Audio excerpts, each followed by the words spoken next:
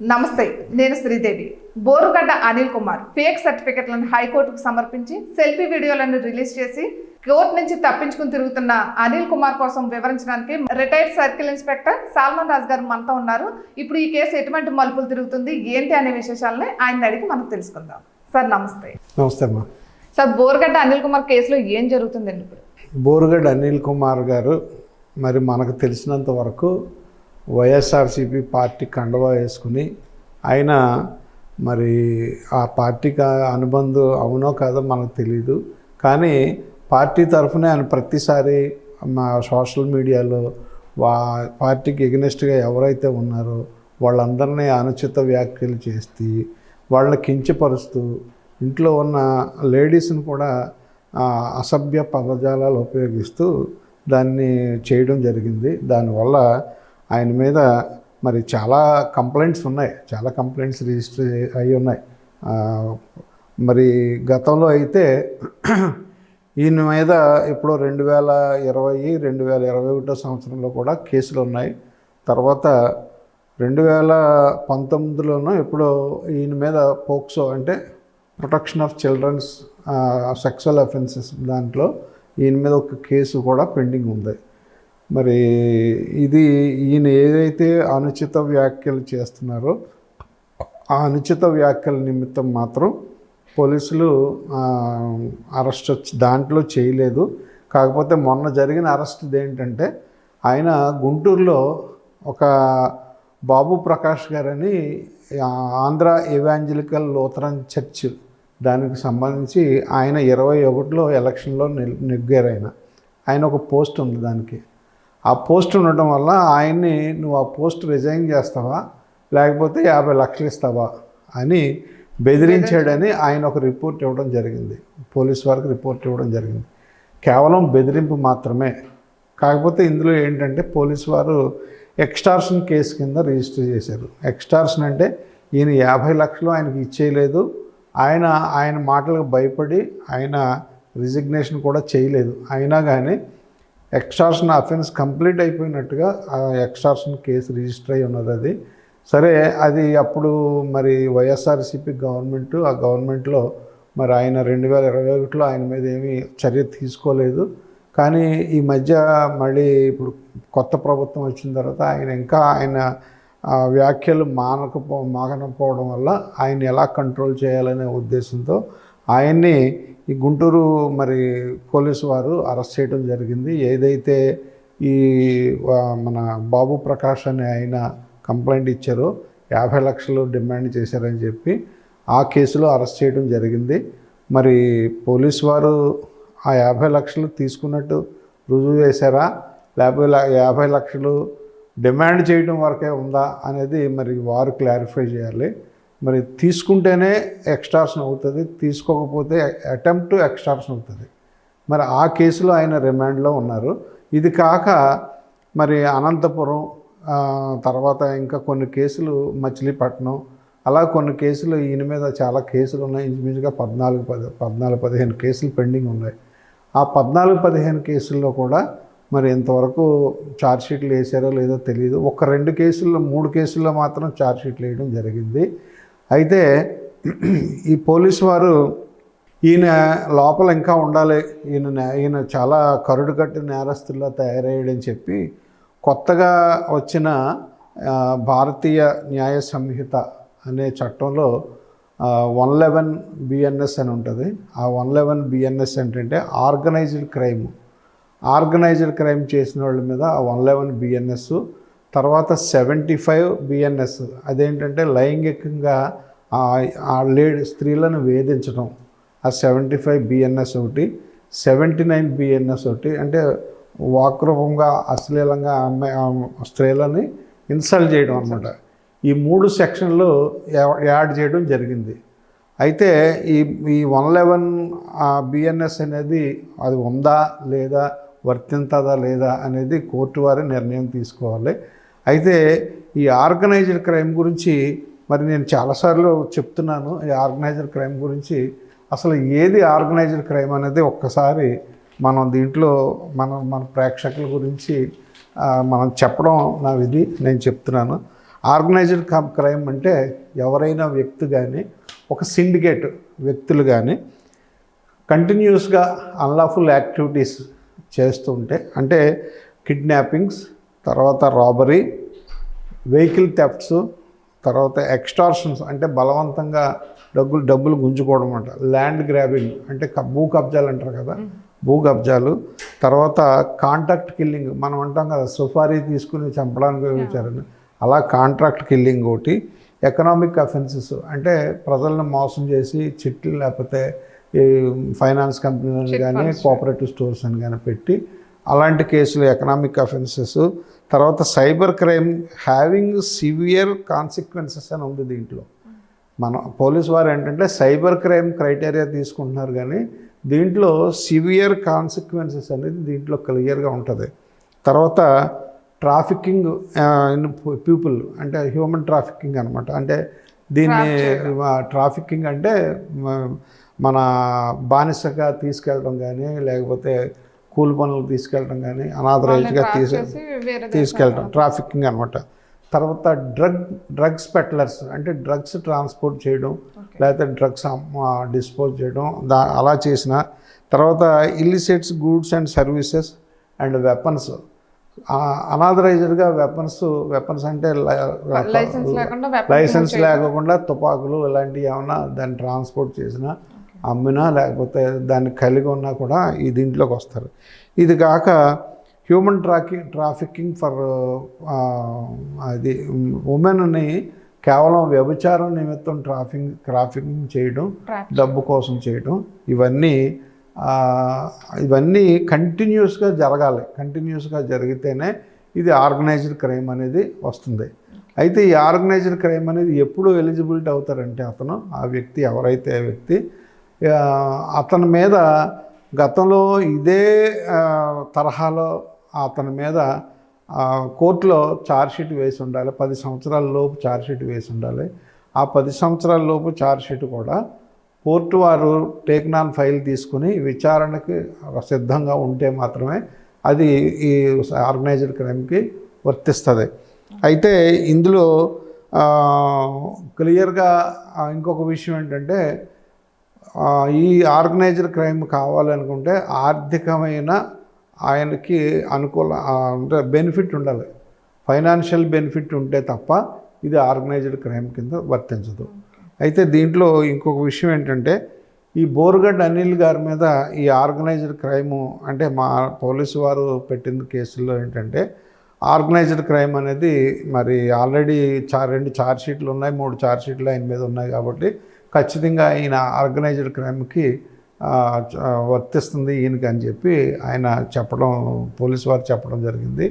ఆ 2 కేసులు ఏంటంటే ఒకటి మచిలీపట్నం సెకండ్ ఏజెన్సీలో ఒక కేసు ఉంది, అలాగే మచిలీపట్నం స్పెషల్ కోర్టులో ఒక కేసు ఉంది. ఇది కాక పోక్సో అంటే ఇందాక చెప్పాను కదా protection of children from sexual offences ఆ యాక్ట్ కేసు కింద ఒక కేసు ఉంది. ఈ 3 కేసులు కూడా ఆయన మీద విచారణలో పెండింగ్ ఉన్నాయి. ఆ పెండింగ్ ఉన్న కేసుల్లో మరి దానికి విచారణకి హాజరవుతున్నారు.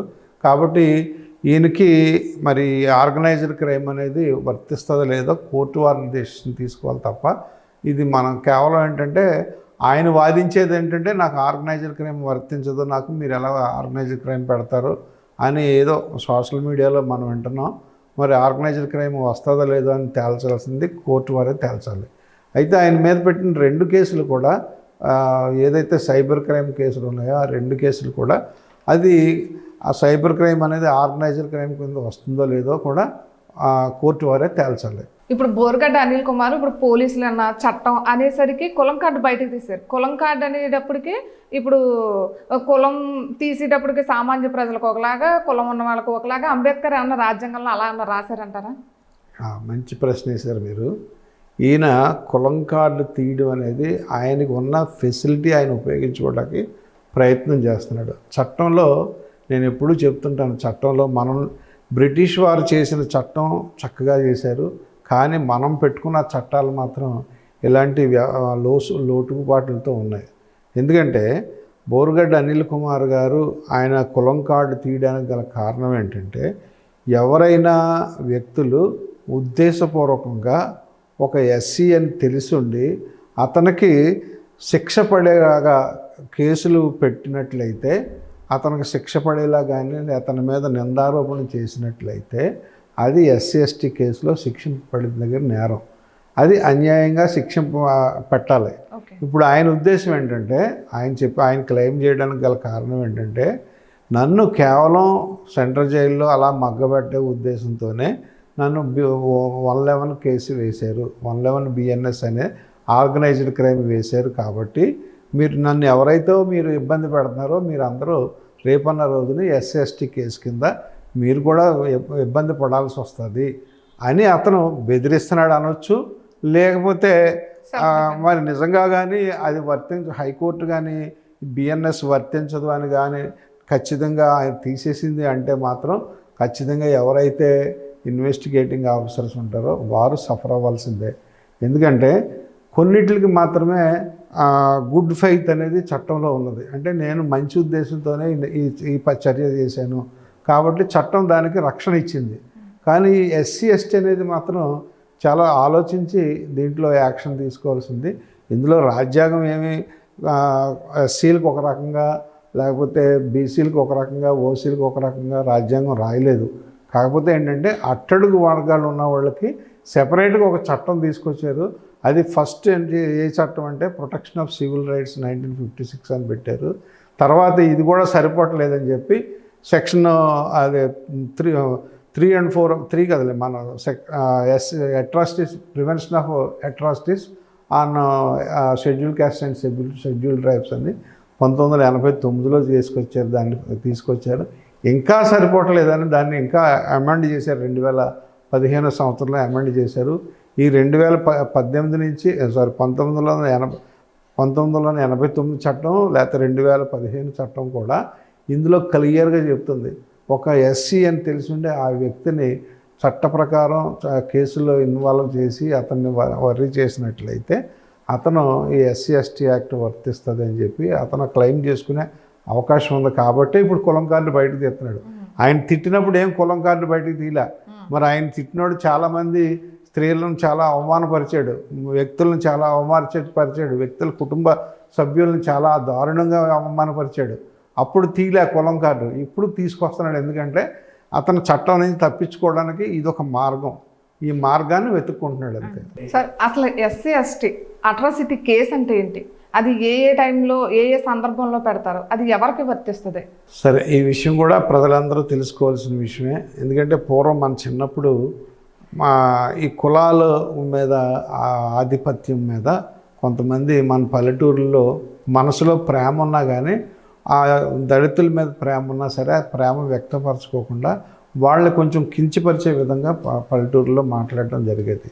అది మరి దాని విషయం చెప్పాలంటే చాలా పెద్ద సబ్జెక్ట్. అది ఇంకో రోజు చెప్పుకుందాం మనం ఎస్సీ ఎస్టీ మీద. అసలు ఈ ఎస్సీ ఎస్టీ ఎందుకు ఈ కేసు వచ్చింది, ఈ సెక్షన్ వచ్చిందంటే రాజ్యాంగంలో 1956లో రాజ్యాంగంలో రాసినప్పుడు ఇందులో ఎవరైతే అట్టడుగు వర్గంలో ఉన్నారో వాళ్ళకి వెసులుబాటు కల్పిస్తూ వాళ్ళని సమానత్వం తీసుకురావాలనే ఉద్దేశంతో ఏదైనా చట్టం తయారు చేయాలనే ఉద్దేశంతో అప్పుడు చట్టం తయారు చేశారు. అప్పుడు తయారు చేసిన చట్టమే ప్రొటెక్షన్ ఆఫ్ సివిల్ రైట్స్ అనే చట్టం వాళ్ళని ప్రొటెక్ట్ చేయాలని అప్పుడు ఆ చట్టం తీసుకొచ్చారు. వాళ్ళంటే ఎస్సీలు అంటే ఎస్సీల్లో చాలా రకాలు ఉన్నాయి. కేవలం ఎస్సీల గురించి తీసుకొచ్చారు. అంటే ప్రొటెక్షన్ ఆఫ్ సివిల్ రైట్స్ అనేది సివిల్ రైట్స్ అన్నీని. కానీ సెక్షన్ 7 అనేది ఉంది. ఆ సెక్షన్ 7 ఒకటి కూడా 7D అని ఉంటుంది. అది కేవలం ఎస్సీలకు మాత్రమే, దళితులు ఎస్టీలకు మాత్రమే అది వర్తిస్తుంది.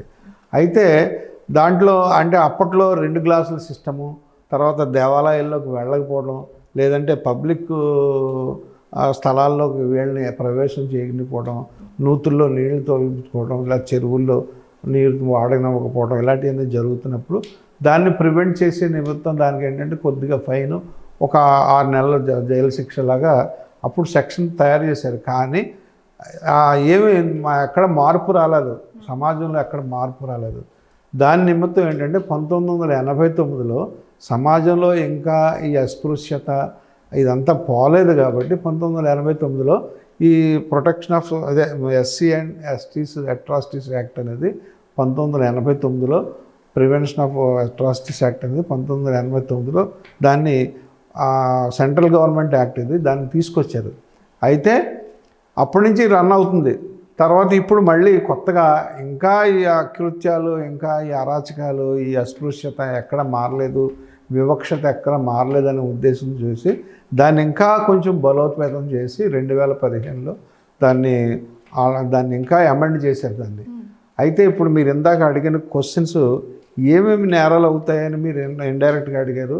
ఇందులో ఏంటంటే దళితుడు అని తెలిసుండి ఆ దళితుడు ఆ ఇంటి చుట్టూ అసహ్యమైన అంటే చెత్త కానీ లేకపోతే మాలమూత్రాలు కానీ అతని ఇంటి ముందు కావాలనే ఉద్దేశంతో వేయటం, తర్వాత అతనికి ఏదైనా పొలం కానీ అలాంటిది ఏమైనా ఉంటే అతనికి నీరు వెళ్ళకుండా చేయడం, లేకపోతే అతనికి దారులు ఆపేయడం, అలాగే ఎలక్షన్స్ జరిగినప్పుడు అతనికి ఓటు అతను వేసుకోకుండా భయపెట్టడం, అలాగే నామినేషన్ వేయకుండా చేయడం, తర్వాత ఇలాంటి చాలా ఉన్నాయి. తర్వాత స్త్రీలను అగౌరవపరచడం, లేకపోతే స్త్రీలని ఆ అమ్మాయికి ఇష్టం లేకపోయినా సరే ఆ అమ్మాయిని ఇబ్బంది పెట్టడం, ఎస్సీ అని తెలుసుండి, అలాగే ఎస్సీ అని తెలుసుండి ఇబ్బంది పెట్టాలనే ఉద్దేశంతో తప్పుడు సాక్ష్యం చెప్పడం, లేదు ఎస్సీ అని తెలుసుండి ఈ ఇబ్బంది పెట్టాలనే ఉద్దేశంతో ఇతని మీద తప్పుడు అభియోగాలతో ఇతనికి శిక్ష పడేలాగా, లేకపోతే ఇతను బాధ అనుభవించేలాగా కేసు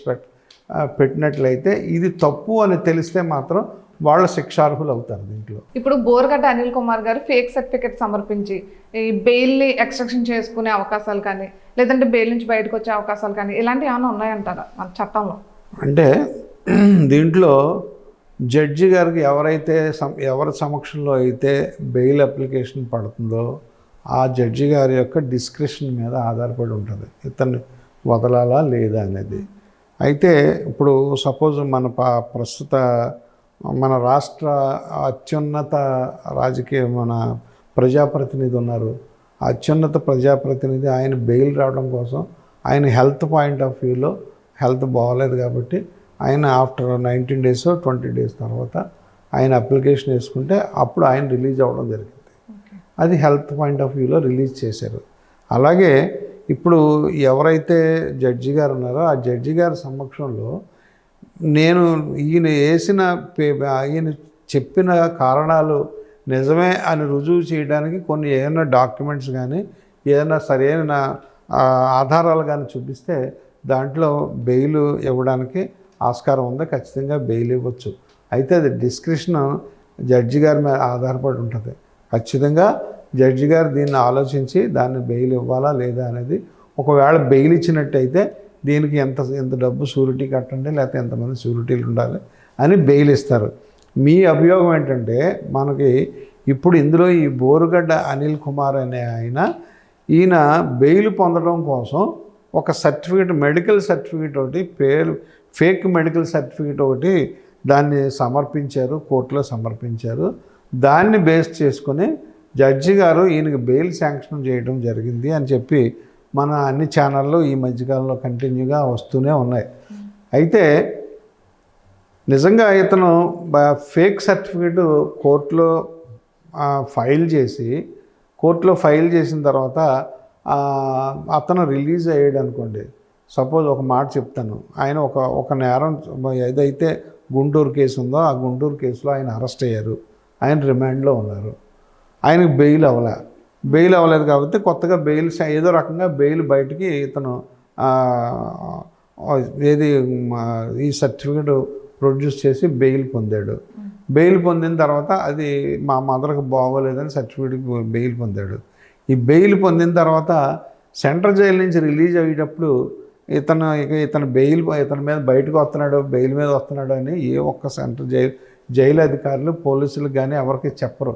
జడ్జి గారు ఆర్డర్ ఇస్తారు, ఆర్డర్ని వాళ్ళు అమలు చేస్తారు అంతే. దానికి పోలీసుకి సెంట్రల్ జైలు సిబ్బందికి ఏమీ సంబంధం ఉండదు. సెంట్రల్ జైలు వాళ్ళు బాధ్యత కూడా లేదు, వాళ్ళకి చెప్పాల్సిన బాధ్యత. కానీ ఇప్పుడు మన ఈ యూట్యూబర్స్ కానీ కొంతమంది పోలీసు తెలియకోకుండా ఎలా వదిలేస్తారు సెంట్రల్ జైల్లో కాన్ఫరెన్స్ కాల్ మాట్లాడుతున్నాడు, దాన్ని ఎలాగ మీరు పట్టించుకోకుండా వదిలేస్తున్నారు, ఇటువంటి ప్రశ్నలన్నీ లేవనెత్తుతున్నారు. ఇప్పుడు బోరుగడ్డ అనిల్ అనే వ్యక్తి బయట ప్రపంచానికి ఇప్పుడు అతను ఒక రౌడీ షీటర్, లేకపోతే అతను సమాజాన్ని కించపరిచి సమాజంలో ఒక విధమైన దుర్మార్గుడిలాగా అతను క్రియేట్ చేసి అతను మనం అందరం సమాజానికి పట్టిన చీడపురుగు అని అనుకుంటున్నారు. కానీ చట్టంలో అతనన్నా ఒకటే, ఇంకొకడైనా ఒకటే. ఎవరైనా చట్టానికి ఎవరో చుట్టాలు కాదు.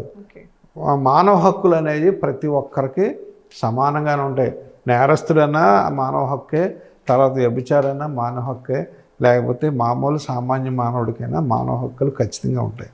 అయితే ఇందులో ఫేక్ సర్టిఫికేట్ ప్రొడ్యూస్ చేసాడు కాబట్టి ఈ ఫేక్ సర్టిఫికేట్ అని నిజంగా కోర్టు వారు కానీ గుర్తిస్తే, అయితే కోర్టులో ఎవరైతే న్యాయాధికారి ఉన్నారో న్యాయాధికారి కానీ, లేకపోతే ఆయన కింద పనిచేసే ఒక సూపరింటెండెంట్ ఆఫీస్లో ఉన్నతాధికారి కానీ ఆయనకి ఎంట్రస్ట్మెంట్ చేసి దీన్ని నువ్వు రిపోర్ట్ చేయను ఆయన ఇలాగ ఫేక్ సర్టిఫికెట్ అని పోలీస్కి వీరు రిపోర్ట్ చేయాలి. అంతేగాని డైరెక్ట్గా న్యాయాధికారి కాగ్నిజెన్స్ తీసుకోవడానికి లేదు, డైరెక్ట్గా పోలీసుకి కూడా ఏమీ సంబంధం లేదు. కేవలం జడ్జి ఎవరైతే కోర్టులో జడ్జి గారి సమక్షంలో ఈ ఫేక్ సర్టిఫికేట్ పెట్టారో ఆ జడ్జి గారు కానీ, లేకపోతే ఆ జడ్జి గారు నామినేట్ చేసిన ఉద్యోగి కానీ రిపోర్ట్ ఇస్తే మాత్రమే పోలీసు వారు యాక్షన్ తీసుకోవాలి. కానీ ఇప్పుడు జరిగింది ఏంటంటే అదిగో పులే ఇదిగో మేక అని రకరకాలుగా. ఇప్పుడు బెయిల్ అనేది రాజ్యాంగం ఇచ్చిన ప్రతి ఒక్కరి హక్కు. అది అంటే మనకి మానవ హక్కుల్లో అదొక మానవ హక్కు, అది బెయిల్ పొందడం అనేది. మరి ఆ బెయిల్ పొందడం అనేది అతని హక్కు, అతని హక్కు అతను ఉపయోగించుకోవడంలో తప్పేం లేదు. కాకపోతే అతను ఏంటంటే పొందిన విధానం తప్పు, ఫేక్ సర్టిఫికేట్ పెట్టాడు కాబట్టి అది తప్పు అని మనం అందరం అంటున్నాం. ఇప్పుడు ఫైనల్గా ఈ కేసు ఎటువంటి మలుపులు తిరగబోతుందంటారు? కోర్టు ఎటువంటి నిర్ణయం తీసుకోబోతుందంటారు? అదే ఇందాక చెప్పాను కదా నేను, నిజంగా ఈ సర్టిఫికేట్ ఫేక్ అని ఎవరైతే పబ్లిక్ ప్రాసిక్యూటర్ ఆయన ఎప్పుడైతే దాన్ని ఇది ఫేక్ సర్టిఫికేట్ పెట్టాడని కోర్టు వారికి ఇంటిమేట్ చేశారో అప్పుడు కోర్టు వారు ఏంటంటే దాన్ని అబ్జర్వ్ చేసి నిజంగా జడ్జి గారు ఇది ఫేక్ సర్టిఫికేట్ అని వారి మనసుకు అనిపిస్తే, ఆయన దృష్టికి వస్తే అప్పుడు ఆయన ఏం చేయాలి? ఆయన కింద ఎవరైతే ఆఫీస్ సూపరింటెండెంట్ ఉన్నారో, లేకపోతే హైకోర్టు అయితే రిజిస్ట్రార్ కానీ చెప్పి ఆ రిజిస్ట్రార్ గారి ద్వారా పోలీసుకి కంప్లైంట్ చేస్తారు.